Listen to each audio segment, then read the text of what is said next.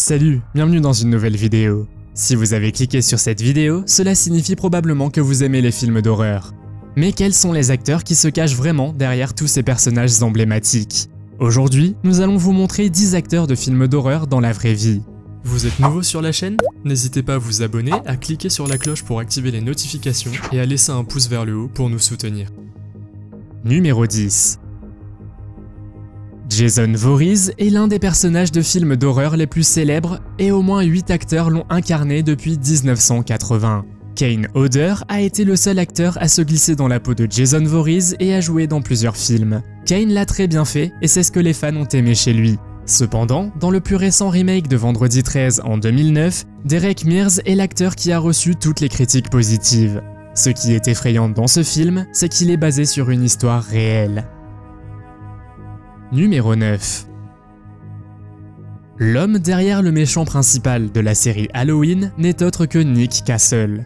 L'histoire de l'apparition de Nick dans le film est très intéressante car il était un ami de John Carpenter qui était le réalisateur du film. John a offert à Nick le rôle de Michael Myers pour seulement 25 $ par jour. Le réalisateur pensait qu'il pouvait donner ce rôle à presque n'importe qui. Après tout, Michael Myers ne parle pas, il n'enlève jamais son masque et l'acteur derrière le masque ne doit pas être révélé. Nick a accepté de jouer ce rôle. Même sans parler ou montrer son visage, il s'est assuré de nous donner des frissons. Bien que Michael Myers ait été joué par plusieurs personnes au fil des années, Nick est considéré comme le meilleur acteur que le film ait eu. Numéro 8. L'actrice Linda Blair n'avait que 14 ans lorsqu'elle a joué le rôle du film glaçant L'Exorciste. Même si L'Exorciste est considéré comme l'un des films les plus effrayants jamais réalisés, le succès de ce film très médiatisé a changé Linda pour le reste de sa vie. L'actrice n'a jamais été la même après son rôle dans ce film d'horreur pour plusieurs raisons.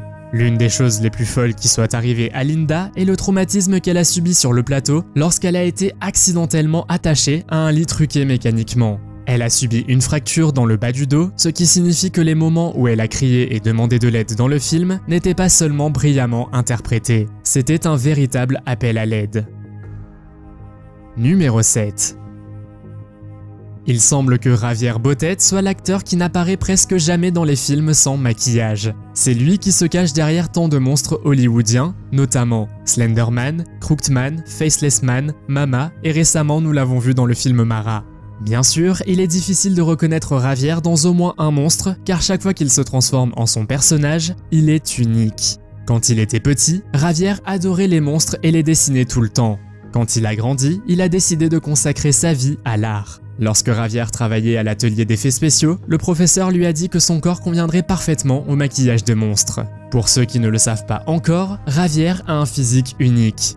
Il mesure presque 2 mètres et il est très maigre, ce qui l'aide beaucoup dans sa carrière de monstre. Numéro 6.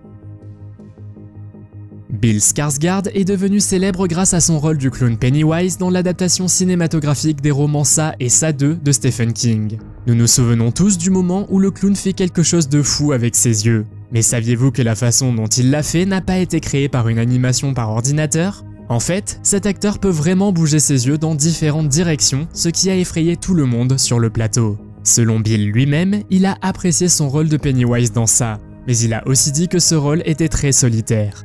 La principale raison en est que l'acteur était très mal à l'aise avec son maquillage et son costume, et qu'il était très discret. Numéro 5. Après avoir vu La Nonne ou Conjuring 2, vous avez probablement eu peur des nonnes effrayantes. Cependant, il est difficile de croire qu'une personne comme Bonnie Aarons se cache derrière Valak, la nonne démoniaque, mais l'actrice n'est pas du tout étrangère aux films d'horreur. Elle a fait ses débuts dans le film Mulholland Drive dans le rôle de The Bum et depuis, elle a réalisé que le genre de l'horreur était tout à fait dans ses cordes. Elle a également joué dans d'autres films tels que The Princess Diaries et Wrist Cutters. Il est difficile de réaliser que tous ces personnages ont été joués par une seule actrice, et Warner Bros a également vu du potentiel en Bonnie, et c'est pourquoi ils ont continué à l'inviter pour des rôles dans des films d'horreur. De nombreux fans espèrent voir le retour de Bonnie dans le rôle de la nonne dans le futur. Numéro 4. Gunnar Hansen est l'homme qui a joué le rôle de Leatherface dans le film Massacre à la tronçonneuse. L'acteur a accepté ce rôle comme travail d'été, juste pour pouvoir raconter des histoires à ses petits-enfants. Bien que le rôle d'un homme qui porte littéralement la peau des personnes qu'il a tuées ne soit pas exactement un personnage adapté aux enfants, Gunnar n'a pas hésité à participer à ce film. Toutefois, le visage de l'acteur ne sera jamais vu. Mais le fait que le spectateur ne verra pas le visage de l'acteur n'avait aucune importance pour Gunnar et il a pris son rôle très au sérieux. Numéro 3.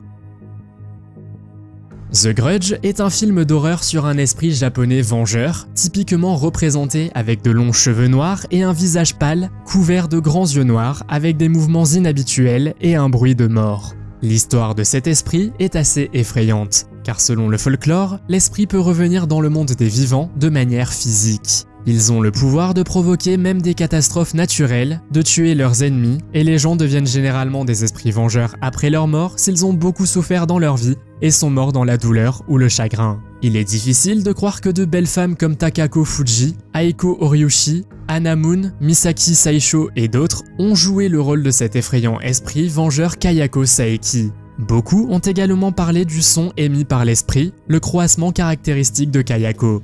Bien sûr, ce son n'a pas été fait par les actrices qui ont joué le fantôme, mais un fait intéressant est que le son a été fait avec un peigne à cheveux. Numéro 2. Avez-vous eu peur du personnage de Freddy Krueger? Beaucoup d'entre nous l'ont probablement été, car ce méchant apparaît la nuit lorsque vous fermez les yeux, ce qui le rend plus effrayant. Cela peut vous surprendre, mais Robert Englund, l'acteur qui a incarné Freddy Krueger dans le film Les Griffes de la Nuit, a révélé qu'il avait peur de son propre personnage. Bien que l'acteur soit fier de son rôle de Freddy, il admet également que sa vie a changé après sa performance dans le film et que celui-ci lui donne encore des cauchemars. Dans une de ses interviews, l'acteur a admis qu'il faisait vraiment des cauchemars dans lesquels il était Freddy Krueger. Le film a probablement laissé une trace dans son subconscient, car certaines scènes étaient tournées de nuit et Robert devait parfois dormir dans le costume de Freddy. Avec tout ce maquillage lourd, il s'est probablement habitué à se voir en Freddy. Numéro 1. Lorsque The Ring est sorti, tout le monde avait peur de la fille aux longs cheveux noirs. L'actrice qui jouait le rôle de la fille effrayante Samara, nommée Davai Chase, n'avait que 12 ans lorsqu'elle a joué ce rôle terrifiant. Bien sûr, ce rôle a eu un impact sur la vie et la carrière de la jeune fille. Mais contrairement à beaucoup d'autres acteurs, elle a réussi à passer à autre chose après Samara et elle est toujours actrice. Voici à quoi ressemble Davai aujourd'hui et comme vous pouvez le constater, elle a bien changé. Au fait, saviez-vous qu'elle a enregistré la voix de Lilo dans le film et la série Lilo et Stitch? Quel est votre film d'horreur préféré? Faites-le moi savoir dans les commentaires. Si vous avez aimé cette vidéo, mettez un pouce en l'air. Si vous voulez voir d'autres vidéos que nous avons réalisées, cliquez sur l'une d'entre elles à l'écran ou jetez un coup d'œil à la chaîne. Merci d'avoir regardé et à la prochaine.